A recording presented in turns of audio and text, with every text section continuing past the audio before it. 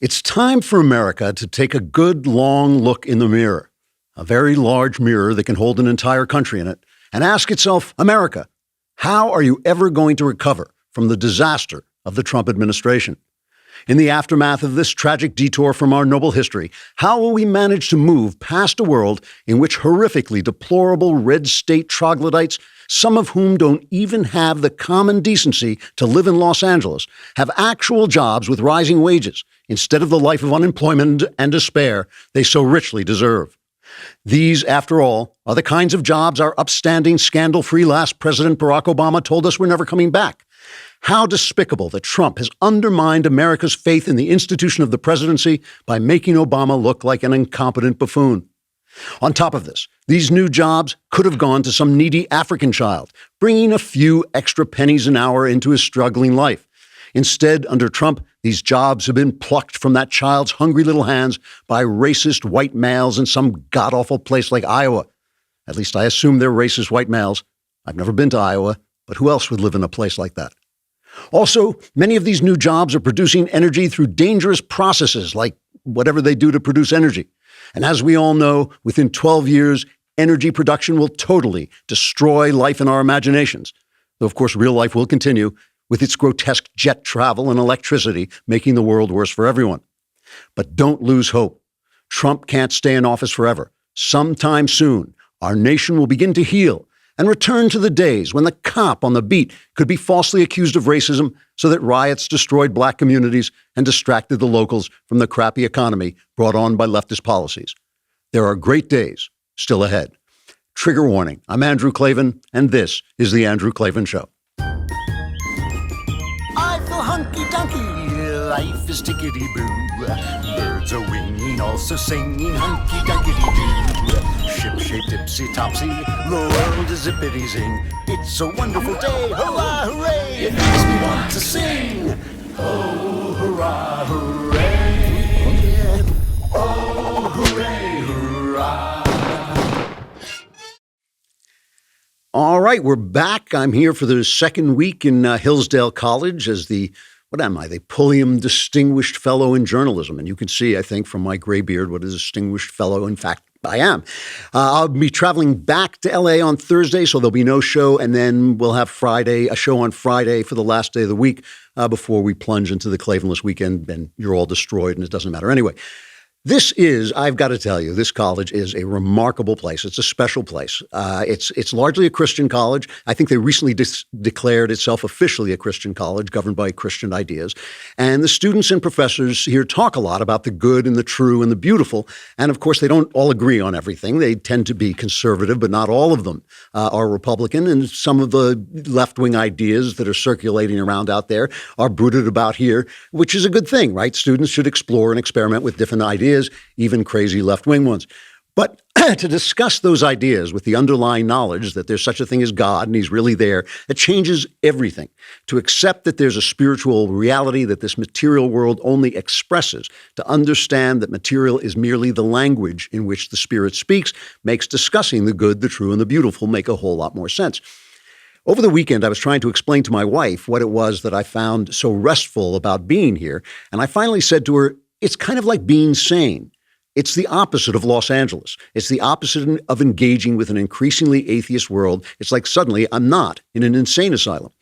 Because the thing about God is he's actually there. Everything that is speaks of him. And when you refuse to acknowledge that what is there, there's a word for that. You call it crazy. You cannot believe in God. You cannot believe in gravity. But ultimately, living in crazy world is not going to make you happy. And increasingly, I feel all of us, even those of us who actually believe, are accepting certain premises that only make sense in a purely material world. And I'll show you what I mean.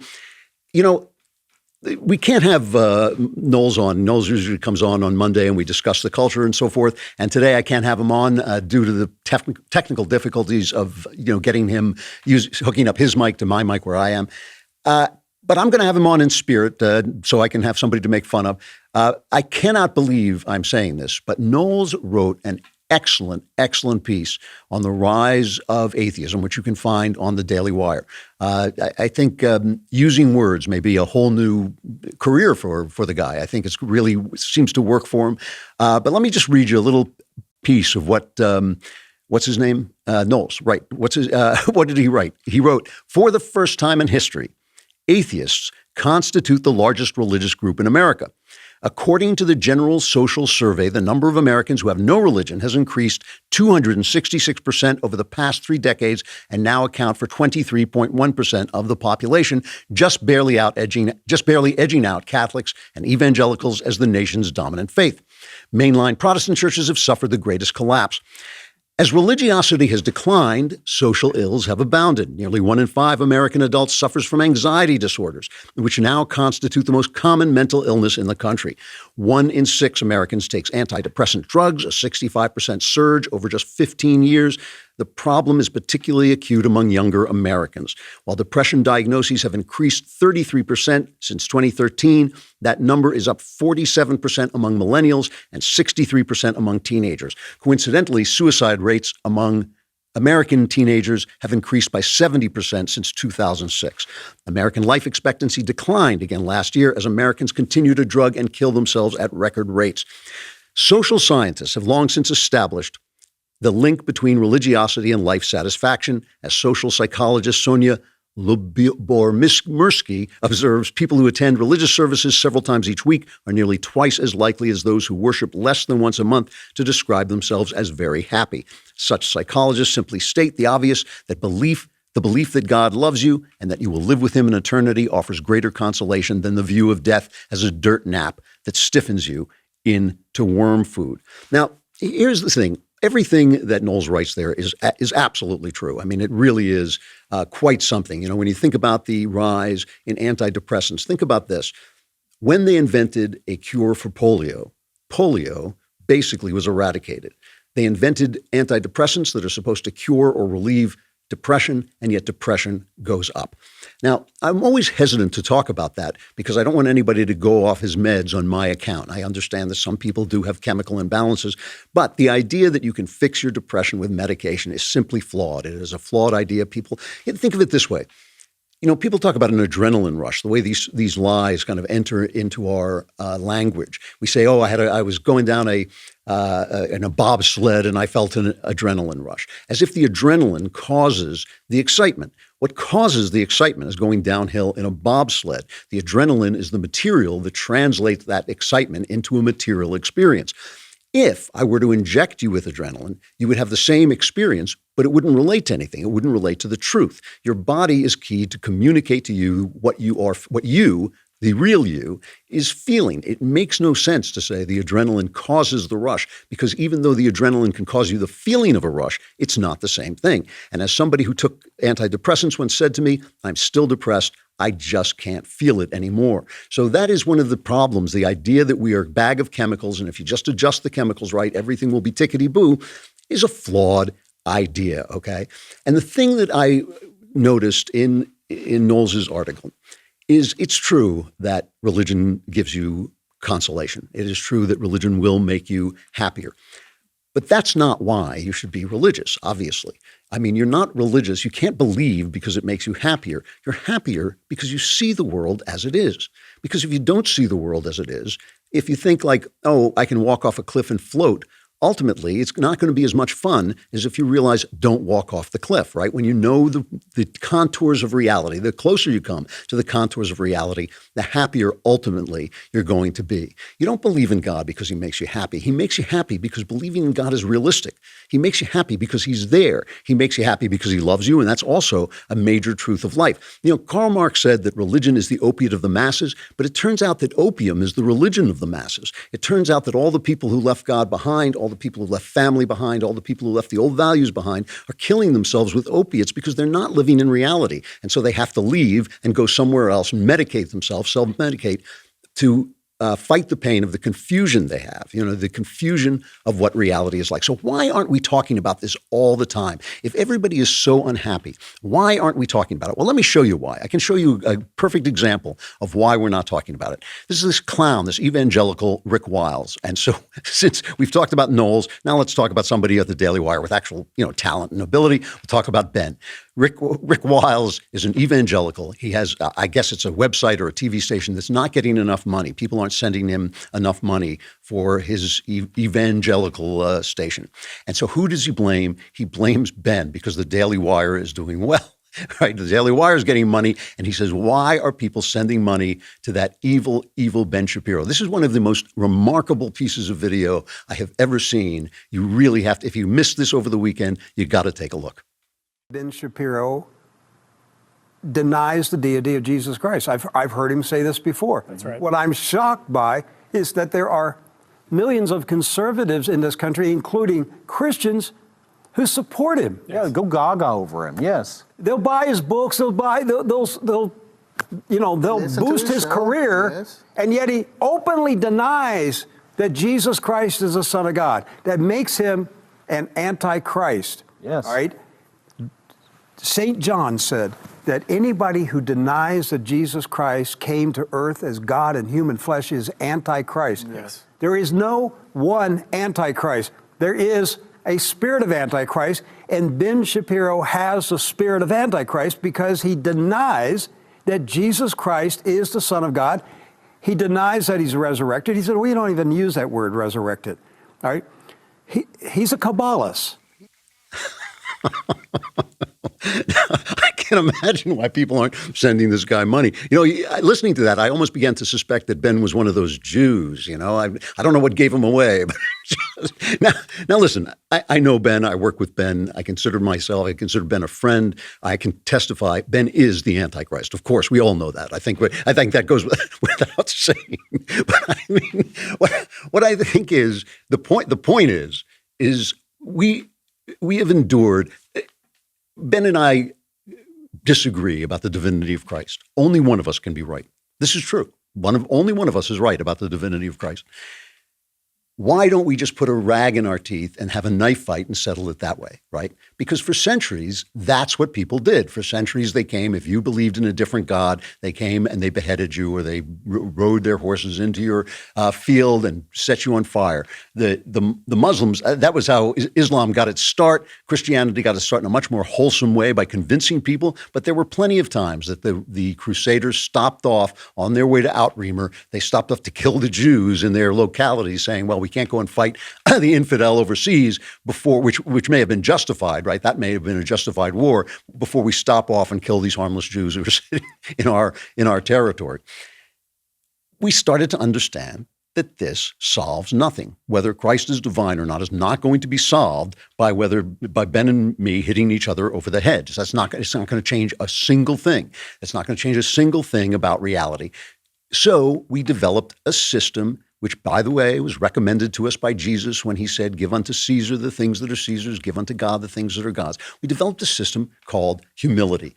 We don't know. We believe in things. We have faith in things, right? That's why they call it faith. They don't call it knowledge. They call it faith. We understand that we have to be humble about what we have faith about. And look, if in my belief, if living into my belief, it looks like, gee, that guy is a little happier than other people. He maneuvers through reality a little better than other people. That's going to bring people over to your side because the things that work are the things that work, and the things that work draw people to you. But obviously, we don't want to get into those fights or have that kind of mentality of a Rick Wiles where we say, oh, if you disagree with me, you're the Antichrist or you're the evil guy or whatever. I pick apart ideas that I don't like in other religions when they have an effect on me. I don't pick apart. There are plenty of religions I don't believe in. I don't believe in Buddhism, Hinduism, but I don't pick on them. I don't attack them unless they're doing something that maybe blows up my train. Then I start to get a little worried. Here's the other thing that it doesn't look like to talk about God. There's this guy, the mayor of wherever he's the mayor of, Pete Buttigieg. This is worse than Devin Nunes. Just as I learned to pronounce Devin Nunes, I've got Pete Buttigieg, and he's the press is trying to build him into something, and maybe they'll succeed. I don't know. He's another one of these left wingers who basically sells themselves, as Obama did, as a moderate. Where when you look at his voting record and you look at his actual beliefs, he is for everything that the left is for. He just manages to put it in in more moderate terms. He's a military guy. Good for him. That's great. He has a kind of like a pleasant demeanor and a pleasant face and all this, and he speaks as a reasonable person, but he's still a left winger. So he goes off on evangelicals for supporting Trump. And this is what he said. Well, it's something that really frustrates me because the hypocrisy is unbelievable. Here you have somebody who not only acts in a way that is not consistent with anything that I hear in Scripture or in church, where it's about lifting up the least among us and taking care of strangers, which is another word for immigrants, and making sure that you're focusing your effort on the poor, but also personally how you're supposed to conduct yourself. Not chest-thumping, look-at-meism, but humbling yourself before others. Foot washing is one of the central images in the New Testament. And we see the diametric opposite of that in this presidency. I think there was perhaps a cynical process where he decided to, for example, begin to pretend to be pro-life and govern accordingly, which was good enough to bring many evangelicals over to his side. But even on the version of Christianity that you hear from the religious right, which is about sexual ethics, right. I can't believe that somebody who was caught writing hush money checks to adult film actresses is somebody they should be lifting up as the kind of person you want to be leading this nation. It's an amazing act of hypocrisy and typical of the left. The left is always basically saying that we just want to be fair, but what they really want is a transfer of power from what they think is our unfair power to their unfair power. So here's a guy, he's gay. He's for abortion. Now, listen, you know that I'm, a liberal when it comes to gay people, but still, most evangelicals are opposed to homosexuality and believe it to be at least a disorder, possibly a sin. They're certainly against abortion. So what is he talking about? He's saying that we should condemn certain things that Trump has done. And by the way, I don't approve of, cheating on your wife with porn stars and then telling them that they have to be silent and paying them off. That doesn't seem like a good way to live to me. But it's not for me to pass judgment on Donald Trump on those terms. And yet we're not supposed to pass judgment on him for supporting abortion or for being gay or whatever. I mean, all he's saying is it's that old-fashioned idea of Christianity as a team. Our side, our team is the Christian team. And when you're on our team, you get to say everybody else is a bad guy. That's all he's doing. He's transferring it from one point of view to another, from one set of condemnatory attitudes to another. They condemnatory attitudes that now suddenly exclude him and his abortion and his gayness. That's suddenly excluded, but Trump's hanging out with porn stars, that's suddenly included in what we're going to condemn. No. Absolutely not. Modesty and humility when it comes to faith, and certainly when it comes to judging our neighbor and his sins, of course, because, of course, who's righteous? None of us is righteous. So since we're talking about our Daily Wire family, we've been through Knowles, we've been through Ben. Let's talk about Matt Walsh for a minute. Matt was on Ben's show and said that when you're arguing with non-believers, you shouldn't use the Bible. And people started picking on him. They started beating him up on this. Oh, but the Bible is all truth. When you give up the Bible, you've given up your most potent weapon against... Which makes no sense. It's like the same as the people who tell me that I should model a better world in my art instead of writing about the world as it is. That would make me feel pious. Arguing with the Bible would make me feel pious. But if the person you're talking to doesn't believe in the Bible, it's useless. It's absolutely useless. If you say to him, well, in, chapter this, verse that, the Bible says this, and he's thinking like, what do I care? What do I care what the Bible says? I mean, they have no sense of what it takes to bring the word to other people. Who was it? I think St. Francis said, preach the gospel if you must use words. I think that what Matt is talking about is right. We're not arguing. We're not here to argue with each other certainly over religious details. We're talking about a worldview. That's what I'm trying to get at. What I'm trying to get at is we're talking about a worldview in which there is a level of moral reality to our lives, in which there is a level of spirituality to our lives. We are not bags of chemicals. We are the way that spirit speaks. Matter, our bodies are the way that spirit speaks. It's very rare that wisdom comes to us from the left. But because I want to get to politics and I want to talk about politics, but I just wanted to set this up. Chelsea Handler's on Bill Maher, and she comes in and she talks to her about her reaction to Trump's election. Listen to this. Yeah, I had a midlife identity crisis once Trump won the election because I had never had my world feel so unhinged, I think. And I had to pay a psychiatrist to listen to me bitch about Donald Trump for about the first 3 weeks. And then once we got past that and we got to the real stuff, I realized the parallel there was my world becoming unhinged when I was a little girl. My brother died when I was 9 years old. I had never related the two, but for me, as I can imagine, it must have been for so many people, it was a huge emotional trigger of everything being destabilized. And I realized just how spoiled and privileged I'd been all my life to realize to be this upset and this out of 10 every day, and the outrage and the anger. I just wanted to fight people, you know? And I was like, I got to go see a psychiatrist.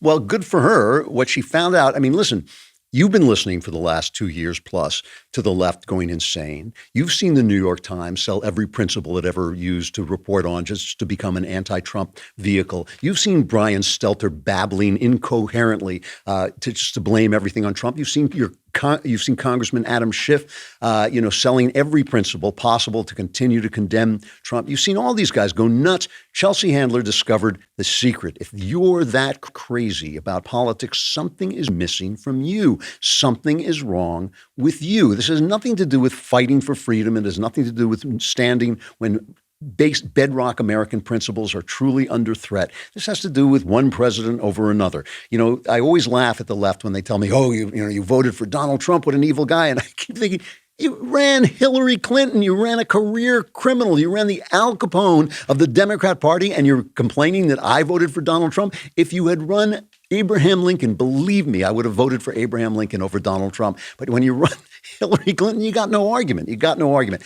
If you're that insane over politics and the usual, back and forth over American politics, something is missing in your life. And that is why, when Obama was reelected, I was genuinely sad. I thought I had convinced myself that Mitt Romney had a chance, and I thought that Obama had done such a bad job in his first term that I kind of trusted the American people to toss him out in his ear. When they didn't, I was sad. It lasted about an hour. And then went back to what we do here. We fight to move the ball the next time down the field. We fight for the next play. I will say I was a little depressed about the idea of 4 more years of listening to Obama use the word I. Obama was in Germany the other day, and he used I think it was over 460 times in one speech. So Grabian, just to serve the public, put together just a little montage of all the I's in Obama's speech.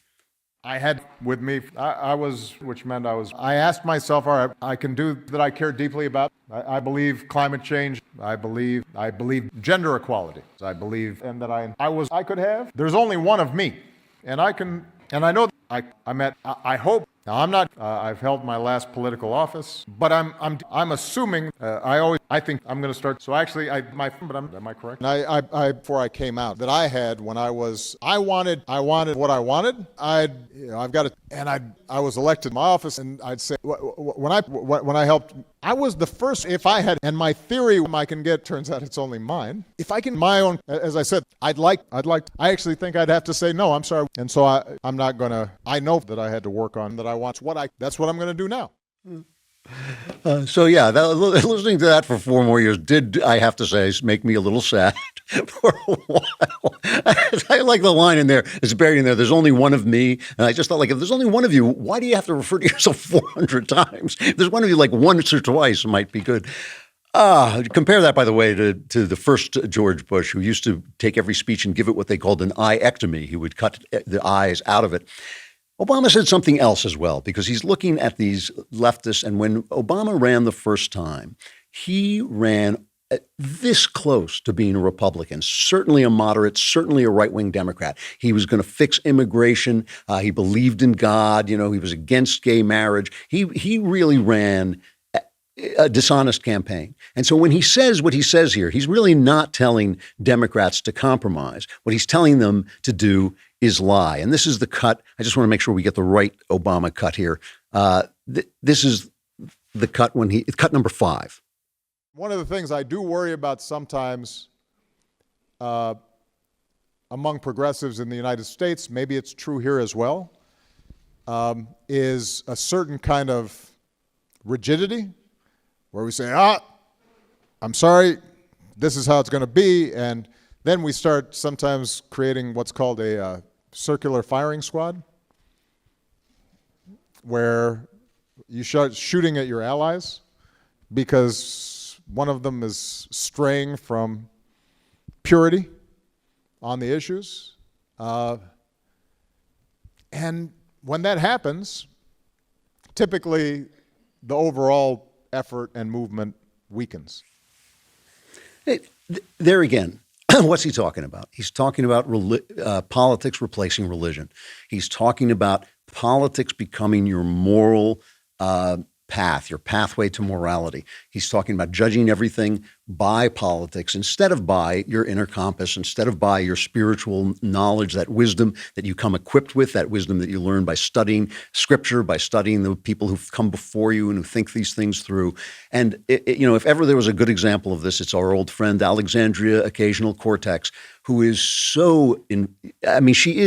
everybody compares her to Trump, and there's certain fair comparisons there. She's got the same kind of viciousness when attacked. She doesn't know enough. Trump has learned stuff over the years, but Alexandria, no. But she also reminds me of Obama in her the fact that she is just so lost in her own world. She is so completely in her own head that no fact could ever reach her. That is the story of the Obama era. It's the story of the Obama era. Is nothing could reach that guy because he did not know what he didn't know. So now she has replaced religion with politics, and she has the left has a complete version of religion, just like Freud had a complete version of psychology that was Christianity turned to material. The left has a complete version of politics that's Christianity turned to materialism. And of course, the apocalypse is climate change. And she went on her, whatever it is, she talks on Instagram and told us that we're all going to be so sorry that we didn't get behind the Green New Deal. This is an amazing little clip, too. You got to watch this. It's cut 11. There are a lot of people who hide the fact that their families and that their grandparents fought against principles of equal rights in the United States. Not 100 years ago, not 80 years ago, but in this generation's lifetime. So just know that while a lot of people can hide that their grandparents did that in the civil rights movement, you should also know that the internet documents everything, and your grandchildren will not be able to hide the fact that you fought against acknowledging and taking bold actions on climate change. And people who are trying to mock and delay this moment, I just feel bad for you. I just pity you for your role in history right now. Makes me feel better that AOC pities me for my role in history. That's her religion. That is her religion now. This religion of materialism, the religion that it's not God who's going to come and destroy the world because the story has come to an end. It's our horrible oil and our horrible energy and all that, those cows with gas and electricity and all those things that's going to destroy us. Those are our sins. Because of course, it's classic. We are made for God. Everything in us is made for God. Everything that was described in the godly literature is describing us. It's describing what we see and how we experience the world. And if you take God out of it, all that stuff is going to attach to something else, like a suction cup. It's just going to go and find somewhere else to have those things fulfilled. If you are not feeling the peace that comes with God, you're going to be taking opiates. If you're not feeling the guilt and repentance that comes with God, you're going to get into this incredible, cultural revolution style, screaming at everybody for their sins. If you're not understanding, how the world ends and that the world is a story with a beginning, middle, and end, you're going to see catastrophe coming at you everywhere. By the way, this is a little off topic, but I just have to play this clip because it cracked me up so badly, and then we'll take a quick break. But this also applies to this whole obsession with race. Racism and racialism are materialism. There's another way of looking at materialism. You stop looking at the individual, you stop looking at his spirit, you stop looking at the content of his character, and all you see is the color of his skin. And that is leftism in a nutshell. That is the intersectionality. It's just pure materialism writ large. It's pure racism writ large as far as I'm concerned. There was a clip, it's just hilarious, of AOC talking to a largely black crowd and doing that Hillary Clinton thing where she slipped into a black accent, which is the most condescending and self-unaware thing I can imagine. You just got to listen to it. It's hilarious. this is what organizing looks like. That's right. This is what building power looks like. This is what changing the country looks like. It's when we choose to show up and occupy the room and talk about the things that matter most, talking about our future. You know, Reverend, you bring up a funny anecdote, and I'm proud to be a bartender. Ain't nothing wrong with that. There's nothing wrong with working retail, folding clothes for other people to buy. There is nothing wrong with preparing the food that your neighbors will eat. There is nothing wrong with driving the buses that take your family to work. I cannot imagine. You know, the one thing you got to say about Donald Trump, say what you will about him, he's got his flaws, no question about it, big flaws, he's a big character. You cannot imagine him changing the way he talks when he goes to speak to others. They keep calling him racist. I can't imagine Donald Trump ever going there and suddenly speaking with poor grammar and speaking like that. It was like she thought she was speaking to children. I do not understand why my fellow Americans who are black put up with that at all. And I've got to say, in my sexist way, I know I'm a sexist, but I cannot understand why black men put up with that at all. I cannot understand how a man, any man, could be treated like that and come back and vote for you again. I mean, to me, the minute you start talking to me like that, the minute you stop telling me that I'm helpless without the government, I'm out the door. Unbelievable. We've got to say goodbye to Facebook and YouTube. Come to dailywire.com and subscribe while you're there. Here I am. I'm making all this talk about Knowles and Ben and Walsh. It's all available for you for a lousy $10 a month, lousy $100 for a year. If you come for the whole year, you get the Leftist Tears tumbler. You get to be in the mailbag. Sometimes we'll even let you out of the bag and you can ask questions and I will answer all your questions, solve all your problems for a mere $100 a year. That's a pretty good deal. Come on over to dailywire.com.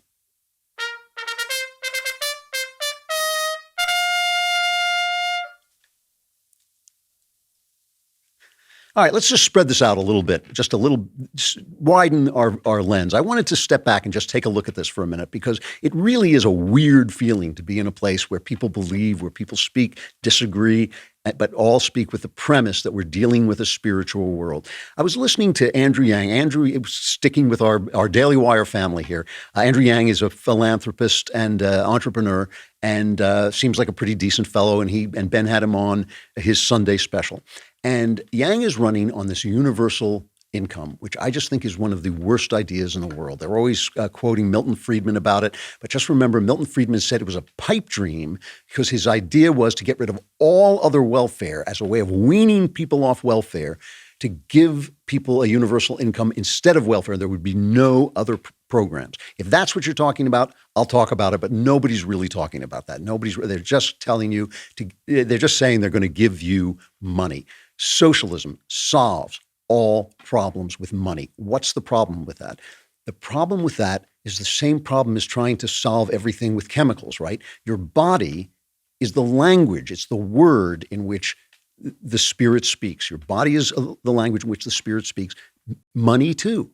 Money is a symbol. It's a symbol of your desires. It's a symbol of your ambition. It's a symbol of what you want and what you can construct. That's what it's a symbol of. If I take it away and give it to somebody else, I think I'm solving his problem, but I'm not because he's got a problem that has kept him from having any money in the first place. And I'm taking away from you your incentive, your reward, the mark of your ambition. That's all it is. It's just a symbol. It's like my taking a piece of your body away and giving it to someone else saying, well, you had 2 arms and he had no arm, so now you'll both have 1 arm. It's just exactly the same thing. You cannot solve it that way. So Ben challenges Yang, and he says to him, you say that jobs give people meaning, but then you say that nobody wants to work. And here, I want to play not Ben's question, but Yang's response. If you look at what happens to idle men in particular, we spend a lot of time on the computer playing video games and doing other things. We volunteer less than employed men, even though we have more time. Our drinking and substance abuse tends to go up. And over time, there are some antisocial patterns that develop in idle men to a higher degree than women.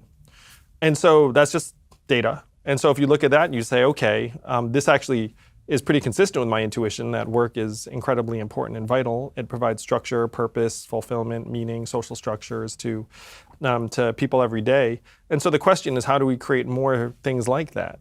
Now, to me, the best path to create that is to put economic resources into people's hands in the form of a freedom dividend of $1,000 a month, which would then allow more people to do the sort of work that either they want to do or that their community has a need for.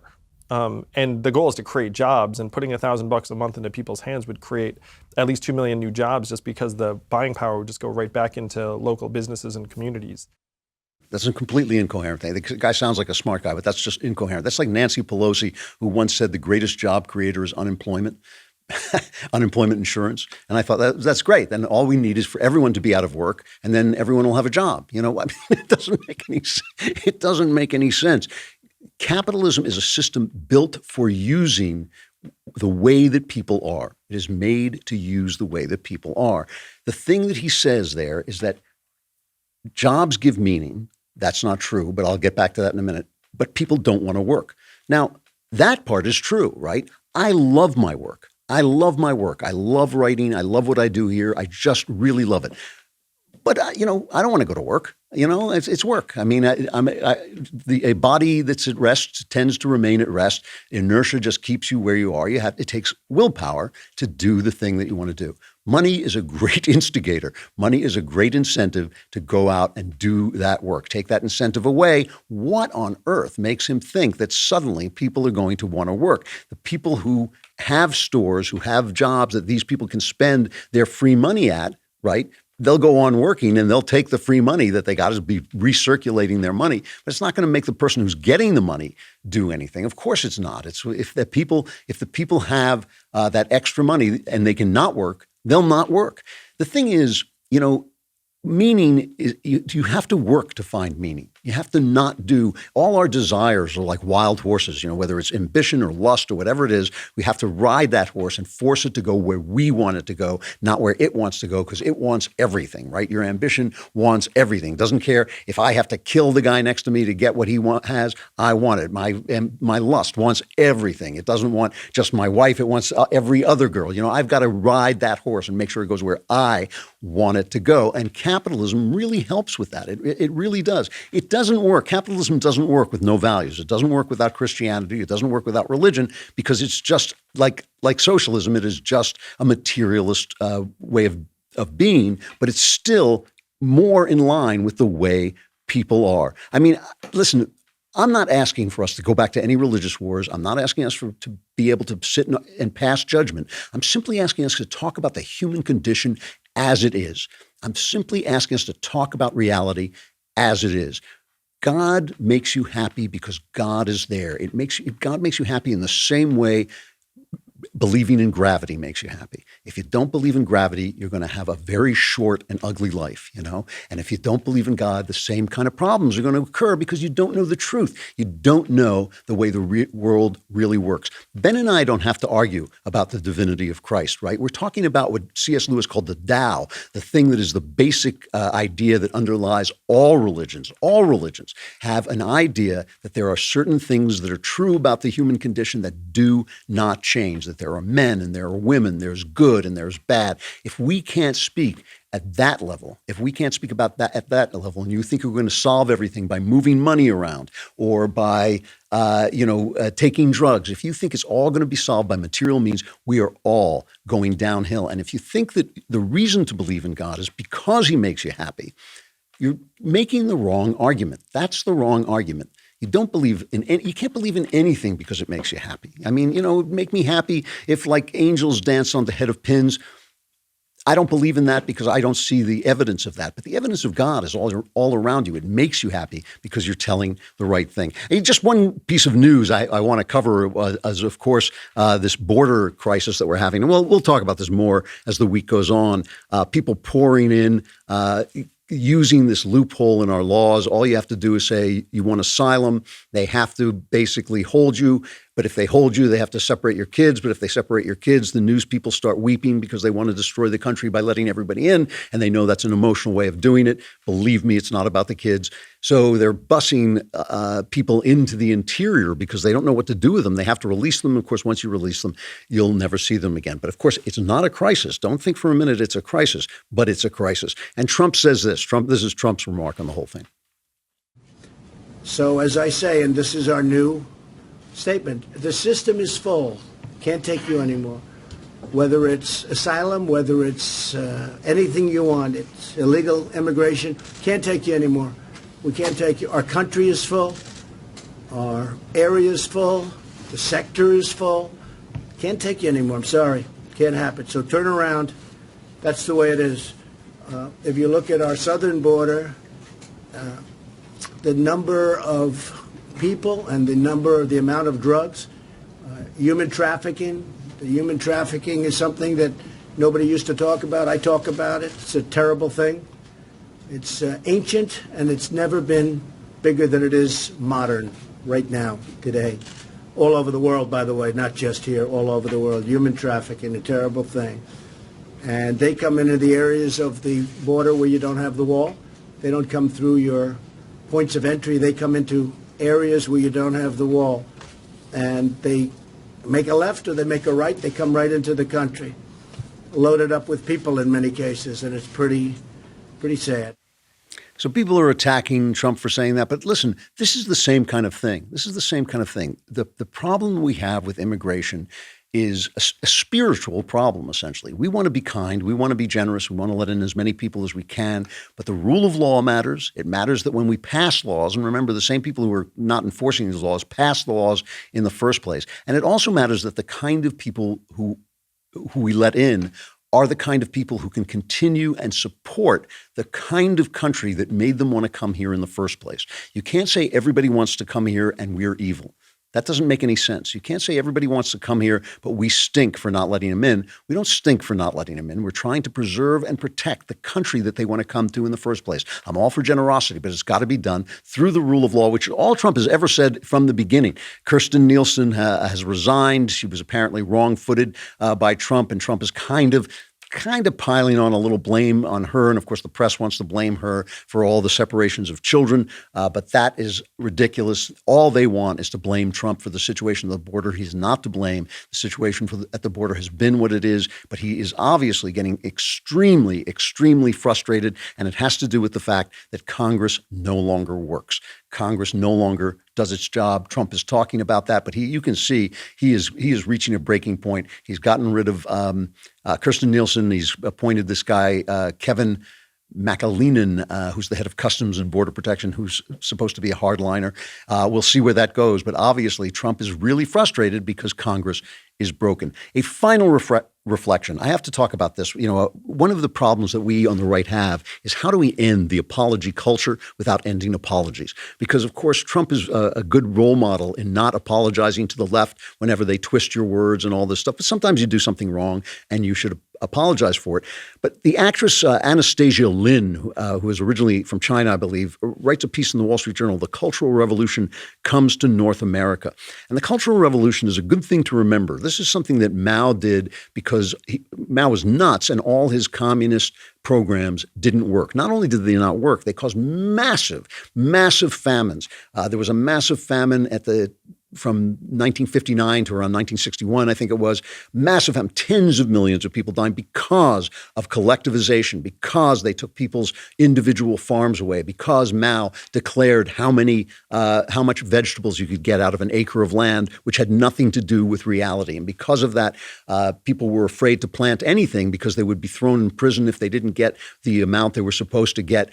And so Mao's policies just destroyed the country. And he did, and I don't want to compare Obama to Mao here, but it is the same thing that the same principle that when Obama's policies didn't work, he suddenly started pointing, look over there, the cops are racist.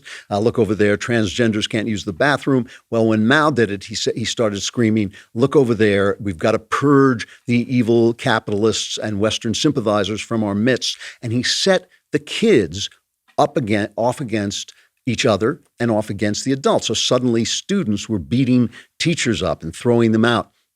Suddenly they were, reporting on their parents and all this stuff. It was this so-called cultural revolution that gutted the intellectual classes of China, just an absolute atrocity to cover up the fact that communism doesn't work.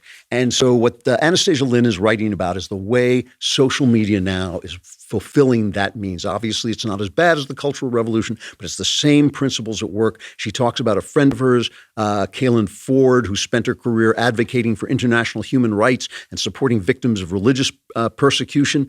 She was going to run for office in Canada. This is in the Canadian province of Alberta. But then they caught her saying something about the fact that nobody allows you to question Islamism and its relationship to Islam.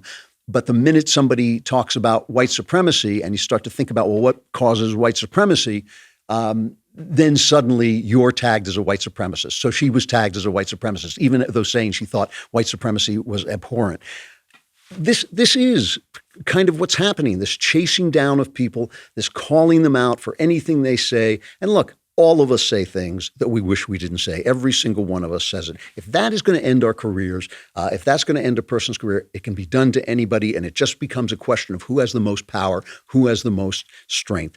I think it's a sad thing when you can't apologize for being wrong, because you should be able to say, oops, I shouldn't have said that. Right. Gee, I lost my temper. That was a dumb thing to say. Oh, maybe I had a couple of drinks and I shouldn't have said it. You should be able to do that. But in this current climate, it really behooves you to stand firm against people. And I think that's a terrible thing. That is a terrible system where you can't even apologize when you're wrong because they will not accept your apology and they'll come to get you. Right-wingers have to think about this. We cannot be so fast to fire people, to destroy people, to ditch people because we're afraid of the left. We have to stand by each other and accept apologies and model that so that we can show the left to be what it is, to be an unforgiving, graceless movement that has replaced God with politics. I got to stop there. I'm Andrew Klavan. This is The Andrew Klavan Show. I'll be back from Hillsdale College tomorrow. Oh, hooray, hurrah.